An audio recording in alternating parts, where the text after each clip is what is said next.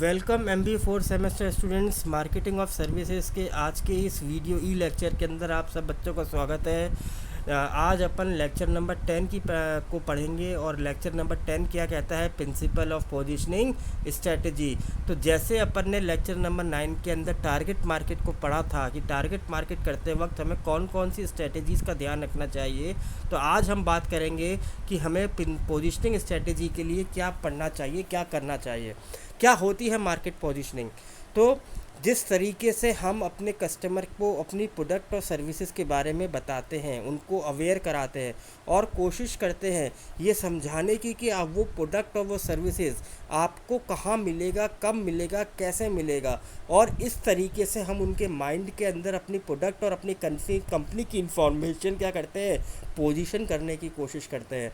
तो अगर कहा जाए तो ये कह सकते हैं कि how to place your product in the mind of the consumer is called market positioning. तो पोजीशनिंग के अंदर हमारे पास क्या आती हैं, 3 स्टेप्स आते हैं। सबसे पहला आता है कॉम्पिटिटिव एडवांटेज।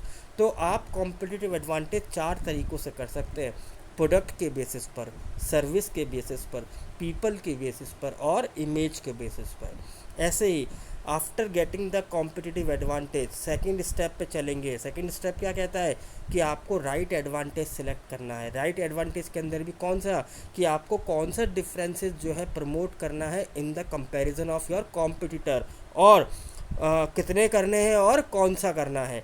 और जब आपने फाइनल कर लिया कि कौन सा फैक्टर मुझे अपने कॉम्पिटिटर की तुलना में उसको ज़्यादा प्रमोट करना है, अब उसको हम क्या करेंगे, थर्ड स्टेप में कम्युनिकेट करेंगे। तो सबसे पहला होता है आपका कॉम्पिटिटिव एडवांटेज। ये एडवांटेज है आपके कॉम्पिटिटर के ऊपर कि आप अपने कॉम्पिटिटर से कैसे एक्स्ट्रा हैं, कैसे आप उनसे परफॉर्मेंस में ज़्यादा हैं। यहाँ पे आप कस्टमर को क्या ज़्यादा ऑफ़र कर रहे हैं, कैसे उसको ग्रेटर वैल्यू ऑफ प्रोडक्ट और सर्विसेज दे रहे हैं। तो या तो आप उनको लोअर प्राइस करके अपने कॉम्पिटिटर्स के कंपैरिजन में अच्छी प्रोडक्ट्स दे सकते हैं, या उनको ज़्यादा बेनिफिट दे के अपने कॉम्पिटिटर से एडवांटेज पे रह सकते हैं। तो यहाँ पे हम देखेंगे पहला प्रोडक्ट डिफ्रेंशिएशन। तो यहाँ पे क्या है कि जो फिज़िकल प्रोडक्ट्स होते हैं वो तो लगातार कॉन्टीन्यूस बेसिस पे डिफ्रेंशिएशन करते हैं, और एक एक्सट्रीम पे हम क्या पाते हैं कि आपका जो प्रोडक्ट है वो दूसरे कंपनी के प्रोडक्ट से क्या है, थोड़ा सा वेरिएट कर रहा है। जैसे लेविस की जो जीन्स है, कई बार ये क्लेम करते हैं वो लोग कि इट्स अ ब्रांडेड जीन्स और ये क्वालिटी में बेटर है। वाकई में बहुत अच्छी कंपनी है, बहुत बड़ा नेम है इनका, और इनके प्रोडक्ट भी बहुत अच्छे आते हैं। तो ये लोग क्या कहते हैं कि हम जितना अच्छे प्रोडक्ट्स बनाते हैं, जितनी अच्छी क्वालिटी के प्रोडक्ट्स बनाते हैं, इसलिए हम उस प्रोडक्ट को 10% ज़्यादा प्रीमियम पे भी सेल आउट कर सकते हैं, और कई बार करते हैं। क्यों? क्योंकि उनके प्रोडक्ट की क्वालिटी है, उनके प्रोडक्ट में कंफर्टेबिलिटी है, और कस्टमर इस डिफ्रेंशिएशन को ईजिली समझ सकता है कि क्यों उसके लिए उस कंपनी के ज़्यादा पैसे जो है वो बेटर है, वैल्यूबल है। फिर आता है सर्विस डिफ्रेंशिएशन। अगर हम यहाँ डिफ्रेंशिएशन की बात कर रहे हैं फिज़िकल, तो हमें सर्विस के भी बेसिस पर अपने आप को डिफ्रेंशिएट करना आना चाहिए। जैसे कुछ कंपनीज इस बात के लिए कहती हैं कि वो अपने कॉम्पिटिटर से इसलिए आगे हैं क्योंकि वो सर्विस के मामले में उनसे स्पीडी हैं, उनकी कन्वीनियंट सर्विसेज है, या वो केयरफुल होके इस सर्विसेज को फुलफिलमेंट कराते हैं। जैसे हम इसमें एक एग्जांपल लिया कि जो DHL सर्विसेज है, DHL जो है कई बार अपने कॉम्पिटिटर से ज़्यादा अधिक चार्ज करता है। क्यों? क्योंकि वो ये क्लेम कर रहे हैं कि वो फास्टर डिलीवरी करते हैं, फास्टर पिकअप करते हैं, और अदर सर्विसेज, अदर कॉम्पिटिटर की तुलना में उनका जो पास्टल जो सर्विसेज है वो ज़्यादा सेफ़ है, और अच्छी डिलीवरी वो उसमें करते हैं। फिर आता है आपका प्रोडक्ट के साथ साथ, सर्विस के साथ साथ पीपल डिफ्रेंशिएशन। ये कंपनीज तब करती हैं जब उनको अपना लगता है कि हम अपने कॉम्पिटिटर से इसलिए एडवांटेज पे हैं क्योंकि हमारे जो पीपल्स हैं, हमारे जो एम्प्लॉयज़ हैं जो हमें सर्व कर रहे हैं, वो ज़्यादा ट्रेंड हैं, ज़्यादा कैपेबल है, और उनके अंदर स्किल्स भी ज़्यादा है अपने कॉम्पिटिटर के कंपैरिजन में। जैसे वॉलमार्ट डिफरेंशिएट करती है अपने सुपर स्टोर्स के अंदर एम्प्लॉयज़ को बाय पीपल ग्रीटर्स। जिस तरीके से वो अपने यहाँ पब्लिक को ग्रीट करते हैं, जैसे इनके एम्प्लॉयज़ पब्लिक को ग्रीट करते हैं, वो उनको बिल्कुल अलग बनाते हैं। जो भी शॉपिंग करने आते हैं, जो शॉपर्स होते हैं, उनको वो एक अलग तरीके से ग्रीट करते हैं। उनको एडवाइस देते हैं कि लोगों को कि कौन सा प्रोडक्ट कहाँ मिलेगा, कहाँ से वो उनको ले सकते हैं। अपने जो उनके मर्केंडाइज हैं उनको भी वो कहते हैं कि वो क्यों उनसे प्रोडक्ट परचेज़ करें, उनको बेटर रिटर्न दे रहे हैं, एक्सचेंज रिटर्न पॉलिसी है। और इसके साथ साथ वो कई बार बच्चों को भी गिफ्ट देते हैं। तो उनके यहाँ जो एम्प्लॉयज़ हैं वो इस चीज़ के लिए ट्रेन किए गए हैं कि जब कोई पर्सन उनके सुपर स्टोर में शॉपिंग करने आए तो उनको एक अच्छा वेलकम मिले, उनको लगे कि हम एक जब जिस स्टोर में आए हैं वहाँ हमें कोई परेशानी नहीं है, हमारे बच्चों को वो गिफ्ट भी दे रहे हैं, आपके लिए वो अवेलेबिलिटी ऑफ गुड्स सर्विसेज जो भी आपको हेल्प चाहिए वो आपको दे रहे हैं। तो ये चीज़ें उनके एम्प्लॉयज़ उनको दूसरों से अपर हैंड पर रखते हैं। फिर आता है आपका इमेज। इमेज क्या कहती है? जब हम अपने कस्टमर से क्या देख रहे हैं कि हम competing offer look the same. कई बार ये लगता है कि जो आपका कॉम्पिटिटर ऑफर्स कर रहा है आप जो कर रहे हैं लगभग सेम है, तो बायर्स थोड़े से कंफ्यूज हो जाते हैं कि वो कौन से कंपनी की प्रोडक्ट और सर्विसेज को कंज्यूम करें। तो यहाँ जो डिफ्रेंशिएशन आता है वो आता है इमेज कर बेसिस पे कि आपकी कंपनी की इमेज क्या है और कॉम्पिटिटर की कंपनी की इमेज क्या है। तो यहाँ पे आप अपनी इमेज के हिसाब से कस्टमर्स को डिफ्रेंशिएट करा रहे हैं। जैसे एक बहुत पुरानी चीज़ है, मोटोरोला का मतलब होता था क्वालिटी और नोकिया का मतलब होता था ड्यूरेबिलिटी। तो ये दो चीज़ें भी डिफ्रेंशिएशन दिखा सकते हैं कौन सी कंपनी की इमेज किस चीज़ को शो कर रही है। इसके अलावा आते हैं सिंबल्स। सिंबल्स भी क्या होते हैं? सिंबल्स भी आपको पता ही है कि हम प्रोडक्ट और सर्विस को रिकॉग्नाइज करने के लिए सिंबल्स और लोगों को भी बहुत बड़ा यूज़ होता है। आज आप देखिए कि आप कई सारी जो कार बनाने वाली कंपनीज़ हैं, कई सारी सर्विस इंडस्ट्रीज़ हैं, आप उनका सिंबल या लोगो देख के ही उनकी कंपनीज़ को आइडेंटिफाई कर लेते हैं। और ये भी कई बार क्या है, आपकी कंपनी की इमेज को डिफ्रेंशिएट करने के लिए हेल्पफुल होते हैं। फिर आता है आपका दूसरा पॉइंट, जिसे हम लोग कह रहे थे सिलेक्टिंग द राइट एडवांटेज। अब इसके अंदर हमने पहले क्या देखा कि हमने अपने ये एनालाइज कर लिया कि हम अपने कॉम्पिटिटर से किन फैक्टर्स पे, किन पॉइंट्स पे ज़्यादा एडवांटेज पर हैं। अब हमें ये देखना है कि हमें कितने डिफरेंसेस को प्रमोट करना चाहिए और एग्रेसिवली प्रमोशन करना चाहिए। तो जैसे मान लीजिए आप देखते हैं कि जितनी भी टूथपेस्ट बनाने वाली कंपनीज होती हैं वो सिर्फ कैविटी को लेते हुए, प्रोटेक्शन को लेते हुए क्या करती हैं, कस्टमर्स को फोकस करती हैं, उनको बताती हैं। तो अब ये आता है कि कौन सा डिफरेंस को आप प्रमोट करें।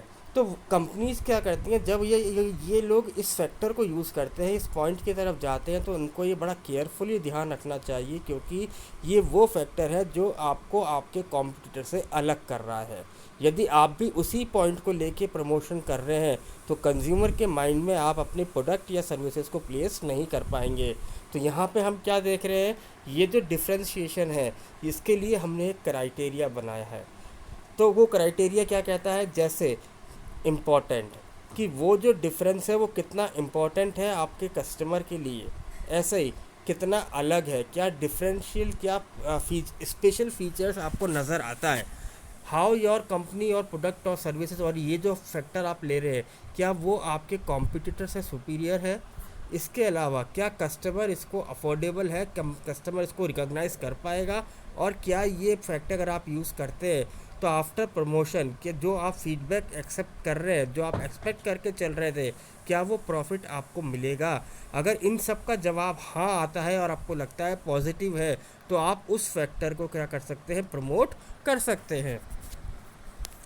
अब आता है तीसरा point, communicate and deliver the chosen position. Companies क्या करती हैं कि जो भी उन्होंने फैक्टर को फाइंड आउट किया, जो उस क्राइटेरिया के बेसिस पे निकल के आया, अब उसको हमें क्या करना है, प्रमोशन करना है, कम्युनिकेट करना है, किसको, अपने कस्टमर्स को। तो यहाँ पे वो क्या करती है, पोजीशन बनाती है ताकि आपकी कंपनी उस फैक्टर के रिगार्डिंग, जैसे मान लीजिए क्वालिटी मिला आपको, सर्विस मिला, डिलीवरी मिली, स्पीडी डिलीवरी मिली, फास्टर कम्युनिकेशन मिला, या फीडबैक मिला, या हेल्प सेंटर, जो भी आप कहना चाहें उसको आप क्या कर सकते हैं, उसको आप कम्युनिकेट करेंगे।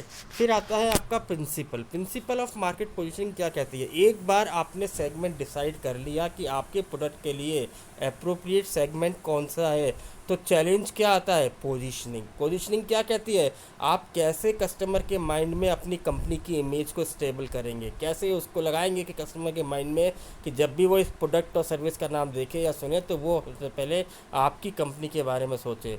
तो यहाँ पे जो ऑब्जेक्टिव या गोल हम देख रहे हैं वो क्या है कि आप कस्टमर के माइंड में अपने प्रोडक्ट और सर्विसेज को क्या कर रहे हैं? आइडेंटिफिकेशन करके स्टेबल करने की पोजीशन कर रहे हैं। पर यहाँ पे एक बात ध्यान रखिएगा, आप अपने प्रोडक्ट और सर्विसेज को डिफाइन नहीं कर रहे हैं। आप अगर आप अपने प्रोडक्ट और सर्विसेज को नहीं कर पाए सॉरी अगर आप अपने प्रोडक्ट और सर्विसेज को डिफाइन नहीं कर पाए तो कस्टमर उस बिहाफ पे आपके बिहाफ पे क्या करेगा? आपकी पोजीशनिंग कर देगा और वो पोजीशनिंग नेगेटिव जाएगी। ये आपको ध्यान रखना है। तो एक सक्सेसफुल पोजीशनिंग के लिए हम यहाँ पे 4C को पढ़ रहे हैं। आपको याद होगा हमने शुरू में 3C पढ़े थे, जैसे हम लोग स्ट्रेटेजिक बिजनेस मॉडल कह रहे थे, और इनको हमने एक शब्द भी कहा था, आपको याद होगा वो क्या था? की सक्सेस फैक्टर्स। वो कौन कौन से थे? कस्टमर, कॉम्पिटिटर और कंपनी। अब ये हम बात कर रहे हैं 4C जो हमें पोजीशनिंग में हेल्प करते हैं। पहला सी कौन सा है? क्लैरिटी। आपको विज़न क्लियर होना चाहिए आपके प्रोडक्ट के रिगार्डिंग और टारगेट मार्केट के रिगार्डिंग। आपका जो मैसेज है वो कंसिस्टेंट होना चाहिए। बार बार आप मैसेज को जब भी आप प्रमोट कर रहे हैं, कम्युनिकेट कर रहे हैं, यदि आप अलग मैसेज डिलीवर करेंगे तो कस्टमर कंफ्यूज हो जाएगा। ऐसे ही क्रेडिबिलिटी। तो जो भी आपने इमेज बनाई है, जो आप प्रमोशन बना रहे हैं, जो प्रोजेक्ट आप कर रहे हैं, वो आपको देखना पड़ेगा कि उसकी क्रेडिबिलिटी कितनी है, कितना वो फिजिबल हो पाएगा। जैसे अगर हम देखते हैं टोयोटा जो है एक लग्जरी कार में काम नहीं आता, बिकॉज उसकी इमेज क्या है? क्योंकि वो बिल्कुल डिफरेंट है।